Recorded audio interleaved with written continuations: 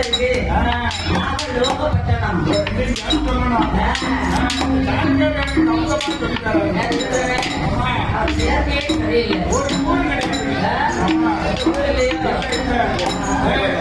அதே மாதிரி நாகராஜபட்டணம் வழியிலிருந்து வாரும்போது பாருங்க அங்கே நாகராஜனும் நாகக்கண்ணியும் ஊசி முனையிலே தலைகீழாகவே சொல்கிறார்கள்.